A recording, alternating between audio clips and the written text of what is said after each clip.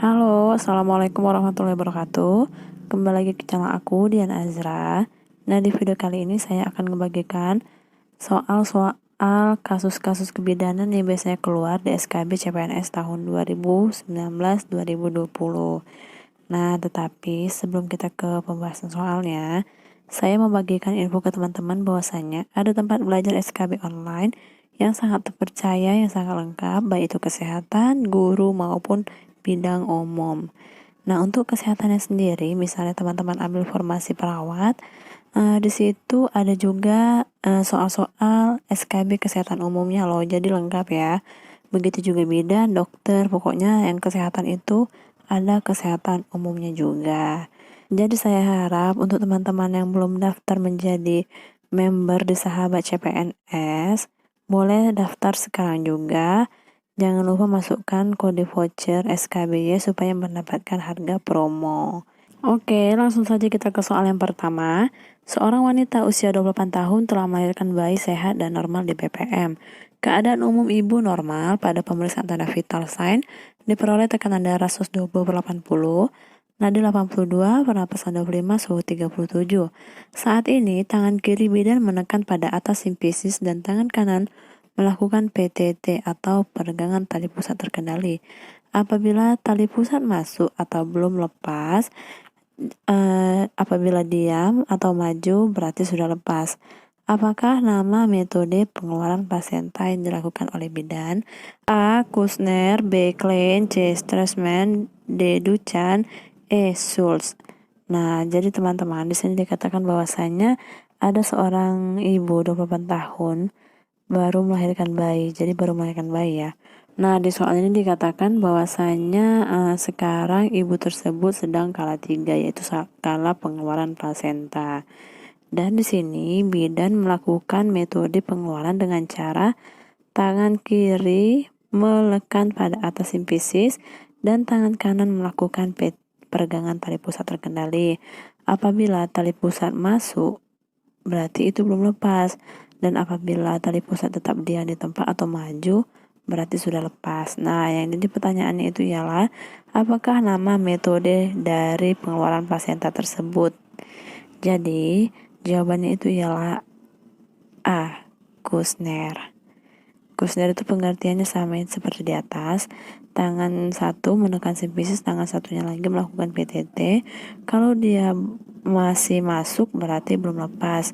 Kalau dia sudah nggak masuk lagi atau tetap diam ataupun maju berarti sudah lepas. Nah, sedangkan metode clean itu ibunya itu biasanya diminta untuk mengejan. Apabila tali pusatnya turun berarti sudah lepas. Tetapi apabila berhenti mengejan, tali pusat masuk lagi, berarti plasenta belum lepas. Kalau C, Strassman, itu artinya tangan kanan mengangkat tali pusat, lalu tangan kiri itu mengetuk pundus uteri.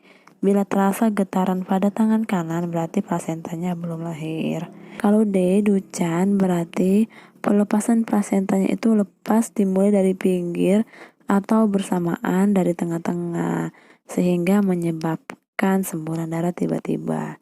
Sedangkan kalau E, Schultz, itu artinya plasentanya itu lepas dimulai dari tengah-tengah baru ke pinggir, kayak gitu. Oke, langsung saja kita ke soal nomor 2.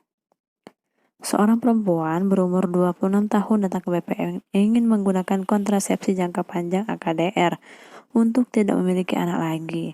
Hasil pemeriksaan pelaku tes negatif dan sedang hari ketiga. Apakah tindakan awal dilakukan bidan tersebut? A. Melakukan pasangan AKDR. B. Memberikan info KB AKDR. C. Memberikan konseling peralatan AKDR. D. Mempersiapkan peralatan AKDR. E. Memberikan inform choice kontrasepsi. Nah, jadi di soal dikatakan bahwasanya ada ibu yang ingin menggunakan kontrasepsi jangka panjang atau AKDR untuk tidak memiliki anak lagi. Berarti ibunya di sini memang sudah tidak mau punya anak lagi. Nah, yang ditanya itu apakah tindakan awal yang dilakukan pada bidan tersebut? Di sini saya pilih jawabannya B. memberi inform KB AKDR. Nah, kalau A melakukan pemasangan AKDR, itu kenapa saya tidak pilih? Karena di soal belum ada dikatakan sudah inform konsen gitu, maksudnya sudah ada surat persetujuan. Jadi yang harus kita ketahui, apapun tindakan yang kita lakukan, apalagi ini KB AKDR, itu harus ada inform konsen atau surat pernyataan persetujuan.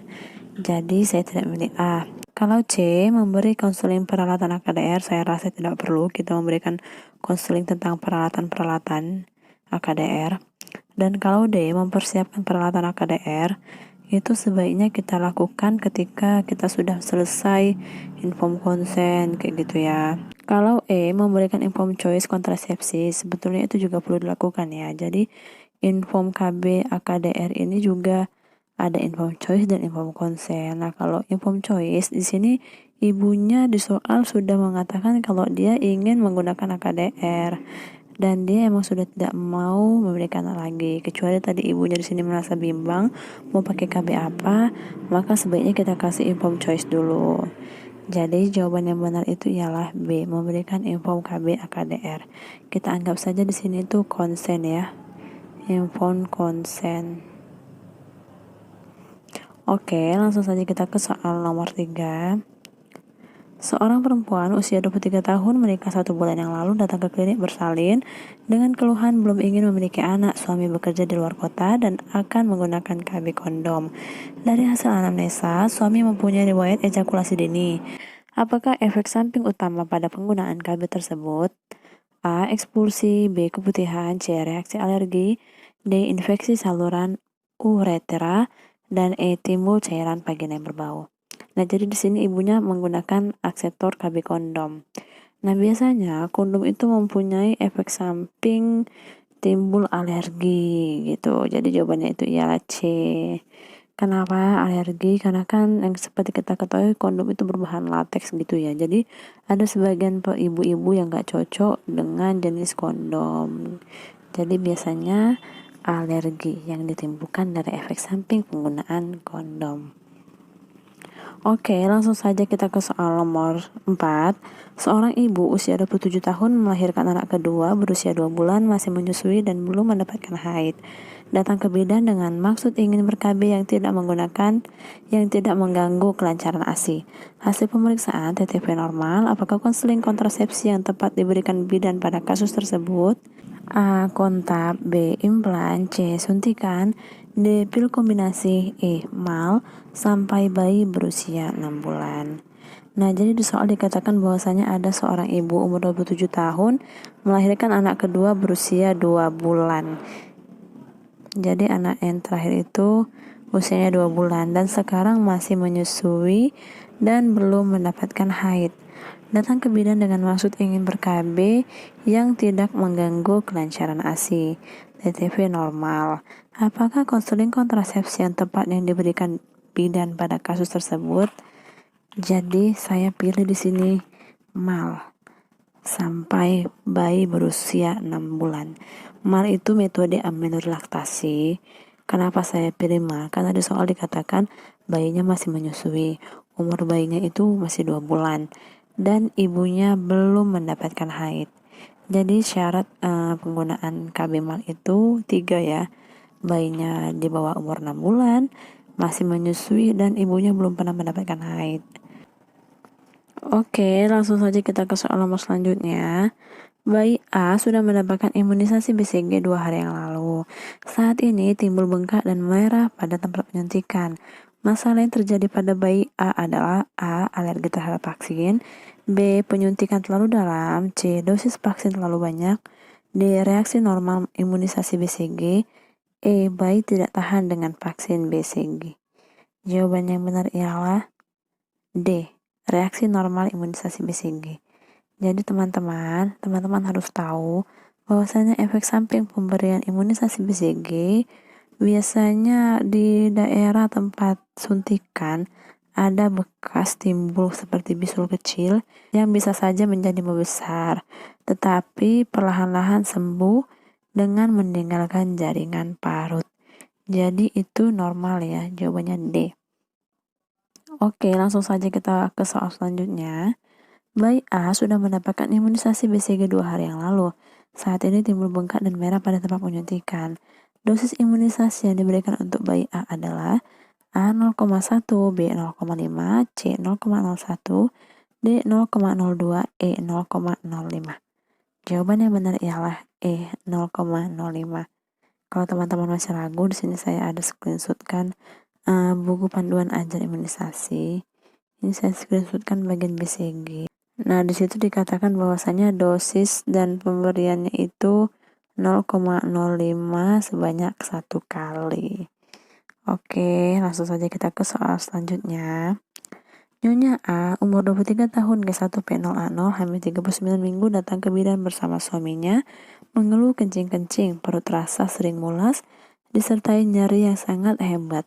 Keluar keringat dingin dan gelisah. Setelah dilakukan periksa oleh bidan, didapatkan hasil perut teraba keras, denyut nadi dan pernapasan meningkat, hasil VT/TBJ 4.900 gram, panggul sempit dengan hasil pemeriksaan fisik yang dilakukan, tekanan darah 110/70, nadi 82, pernapasan 21, suhu 37. Apakah yang memicu keadaan tersebut terjadi? A. Kehamilan ganda. B. Memiliki masalah lapisan rahim. C. Memiliki sel telur yang melekat sangat rendah di dalam rahim. D. Incontinent uterine action. E. Makrosomia.